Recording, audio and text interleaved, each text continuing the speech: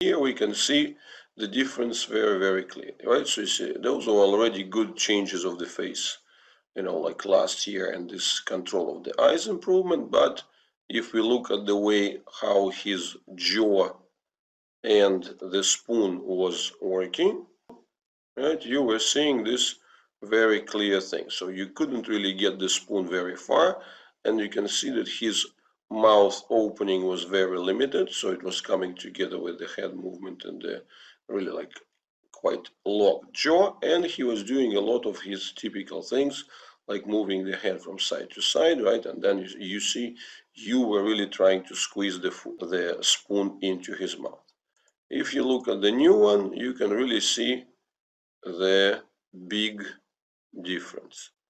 See, that's nice opening of the mouth himself. Additional good movements of the head. It's a big change in the opening of the mouth. Look at all these new lines, right? You see, nasal folds. They were practically not visible last year.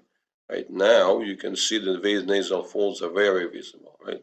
You can also see the line of the eyelids is much more visible. You can see this kind of the activity of the cheek muscles, the change, but on the jaw, the opposite, right? So you see that like line which was drooping down, now you can see that's a great activation of the chin itself.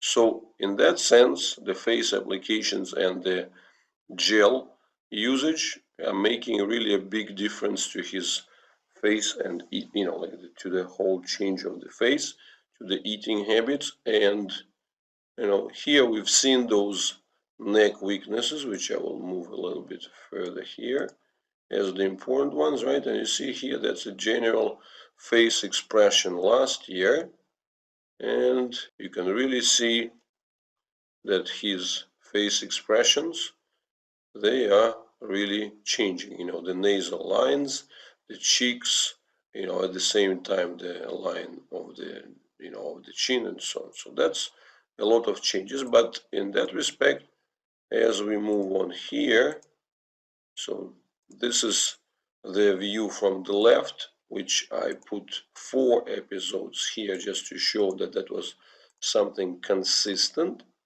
Right, you see here you come, that's the view from the side, you come with the spoon. Again, it's a different view. You're coming with the spoon. See, it's always the same thing. You're coming with the spoon, it's always the same thing. Like it's repetition after repetition, the same thing. And now let's look at the new one. See here? Oh, that's a big difference. That's a huge difference, right? If you look at the whole face expression change and also the way how the feeding works. See? Already opening the mouth, looking at them, and instead of the total movement of the head, we can see that's a much more local control of the jaw and improvement of the eating thing. And you see that's not once, we have more of those, and you can really see the change. Like these are very comparable views. Now you can see the control of the eyes, you can see the control of the jaw. See how far and how easy the spoon goes in, and also a lot of follow-up from the usage of the face and the jaw, right? And again, we see this, like there's multiple episodes and they're all showing us the same. So that's really very clear, right? So you see, like we've never seen him chasing the spoon before. So it's him chasing the spoon and using really the opening the mouth of here, whilst before we've just seen the same thing all over again. The spoon, he takes the face away, then fast, then again,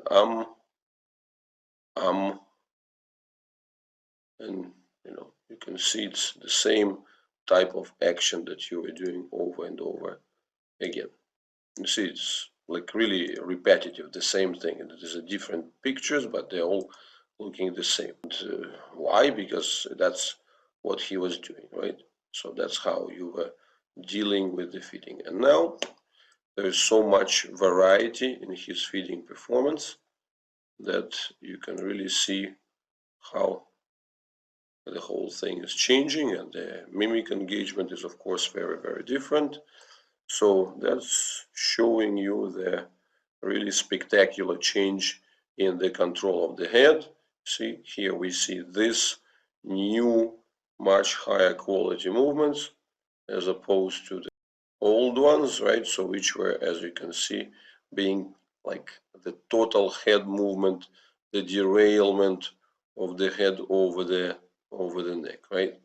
That's why we've seen those massive SCMs, as the arms were trying to contain the super instability of the head. And now you can see there's a lot more freedom in the jaw, right? And that's the thing which has been characteristic for Andrew. If we look at his kind of overall history, extremely weak neck, right? And then the like crying and everything, so opening the mouth, using the mouth opening as the digastric muscle, being the only way to control the head position, right? So you see, he was using the extreme mouth opening to try to hold and contain the head. And as we work, things were getting better.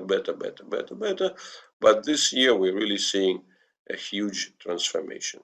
So this control of the head is really, very spectacular, and, freeing of the eyes.